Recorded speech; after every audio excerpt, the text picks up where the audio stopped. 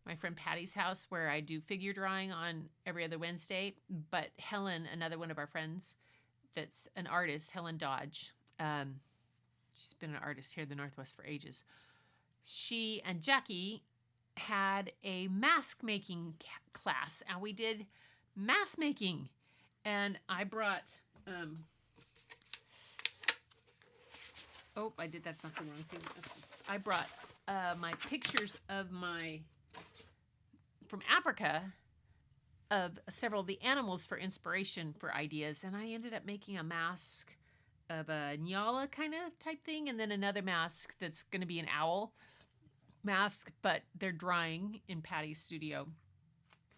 And we'll go back and paint them in like a week and a half, because that's when everybody could get there again. But I'm excited when I get those finally done. Bring them and show them to you. Oh, I'm glad you were laughing. That's the whole fun. Buttercup rolls and anything that stinks. Yes, they hide their smell. Kangaroo poop. Oh, now, okay.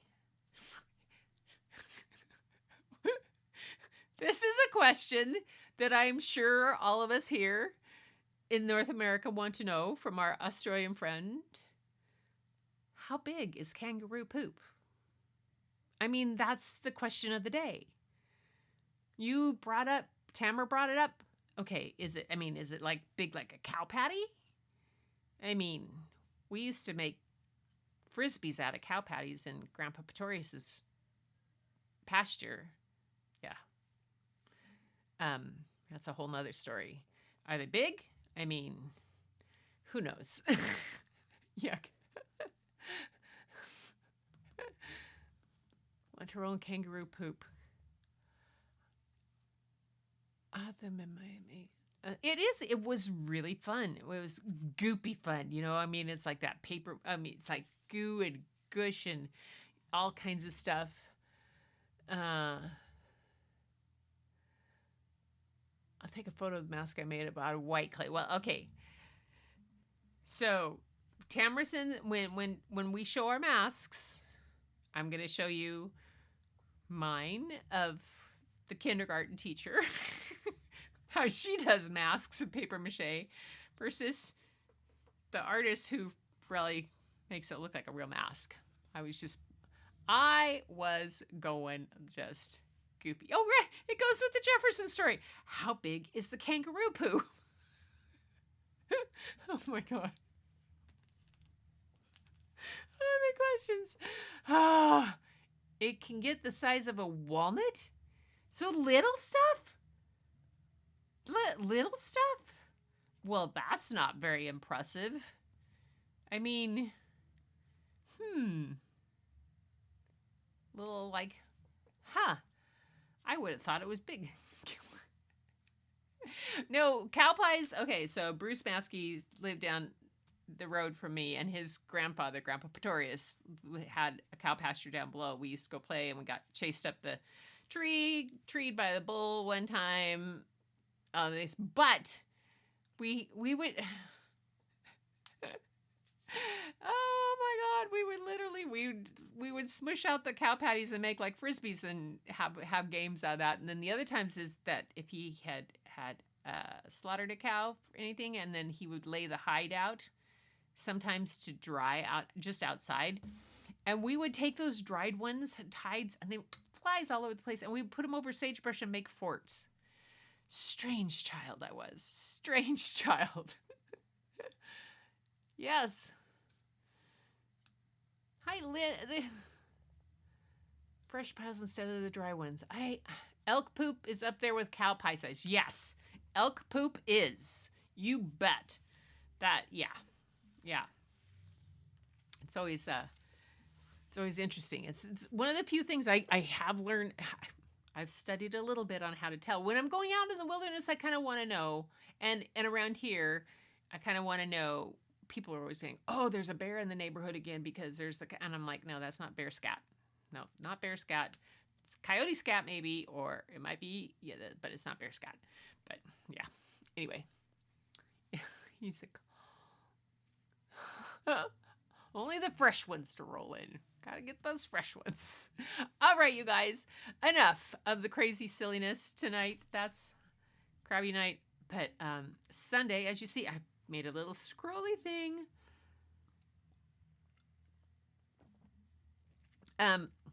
Lupe, I just realized that that's probably not a good color on that scroller right there for you to see. And so let me do something here because it probably doesn't have very good contrast. So let's change that to like this. There we go. Ah, how's that? Is that a better? Lupe, for better contrast for you to be able to see it. I know that pink doesn't work. You told me that, which I really appreciate. Yeah. This really thing is cool. It's bugging you. It's.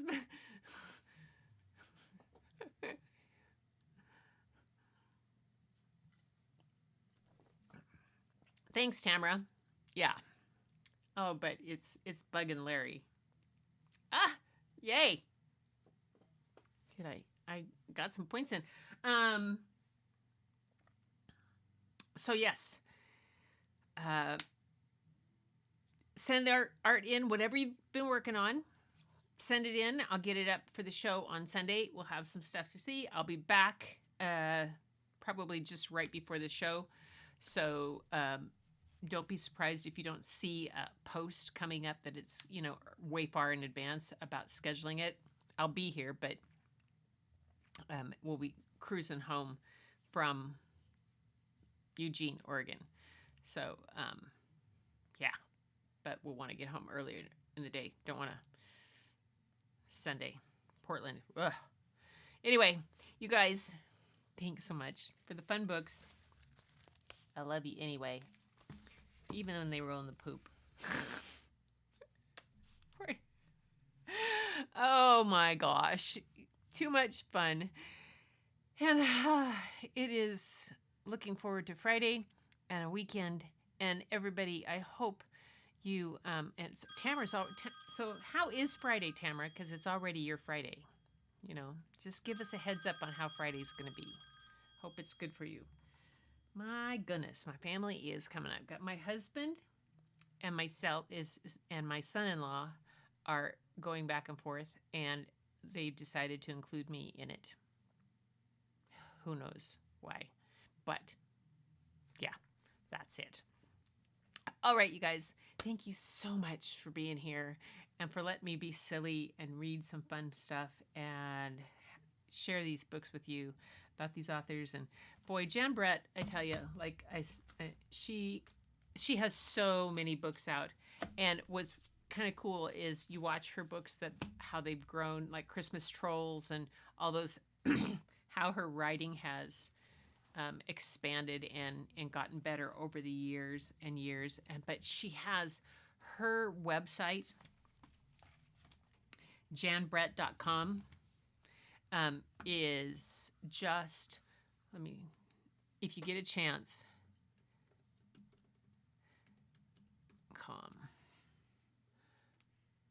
right there. She has so much on her. She has coloring pages on her website. She has bookmarks you can color. She has all kinds of activities that go with her books. She tells about them, all kinds of stuff of what she does. She's just so sharing and open with her stuff. It's always been really, really, really fun to do. She has, we used to do, was it the Mitten? I think she had masks that we could use for doing it as a play for the kids. And oh my gosh, it's just, she's really super talented and it's just lots of fun. So I'm going to keep going. I'm going to grab my sketchbook because I did a little bit of sketching too. And then I grabbed my Inktense pencils and played with them for a little bit. So I'm going to go upstairs, hang out with Bob for a while because I'm going to put my heating pad on my back because I've been framing and matting prints today and my back hurts from bending over. I don't like doing that. So I'm going to go finish my crab eat and crash for a while. You guys have a great evening, and thanks so much for being here. Like always, you're the best. You fill my bucket all the time, and it's just, like I said, I looked forward to it all day long to spend time with you. So until next time, keep looking for the beauty hidden in plain sight. Just really think about that. It's all around you. And keep looking. Keep positive. Keep looking for that beauty. But first off, go look in the mirror and you'll see that beauty looking right back at you. I see it every time we get together, even if I don't see your faces. I see it in your words. I feel it in your spirit. And it just makes me brim over with joy and gratitude that I get to spend time with you guys. So until next time, take care and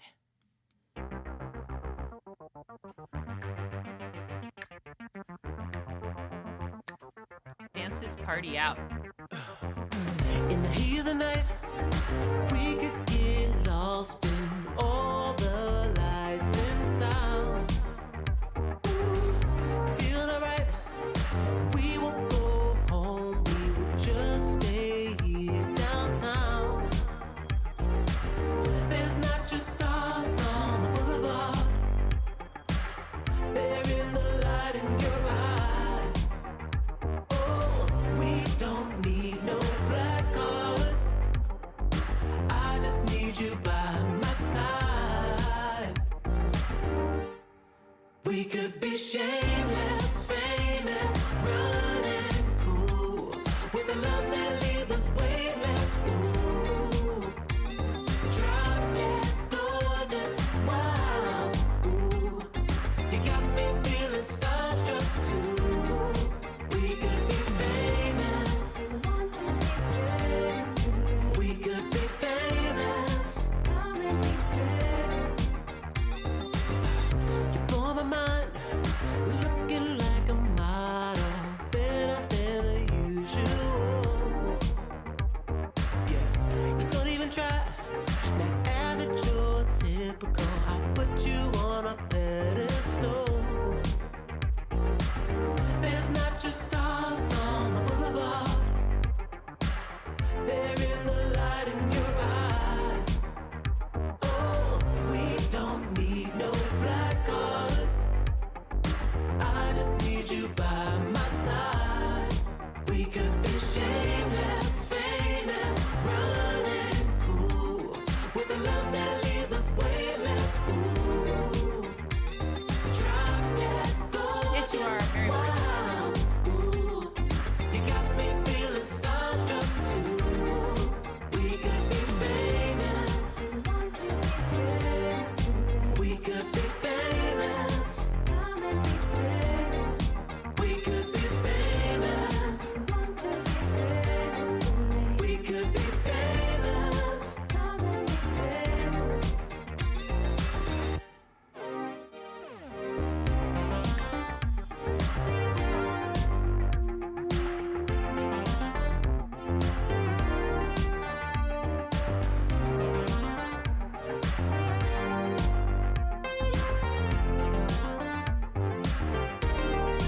We could be shameless, famous, running cool, with a love that leaves us weightless. Ooh, drop dead gorgeous, wow.